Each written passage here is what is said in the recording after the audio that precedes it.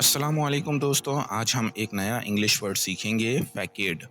फैकेड का मतलब होता है सामने की दीवार या पेचीदा हिस्सा। इसे आमतौर पर किसी बिल्डिंग के बाहर के हिस्से को डिस्क्राइब करने के लिए इस्तेमाल करते हैं, जो बिल्डिंग के असल अंदर को छुपाता है। मिसाल के तौर पर एक नए मॉल की फैकेड बहुत खूबसूरत दिख सकती है, लेकिन अंदर का हिस्सा उससे ज़्यादा ऑर्डिनरी हो सकता है।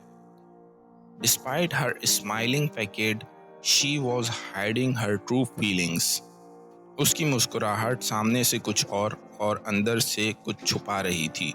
वो अपने असल एहसास छुपाना चाहती थी।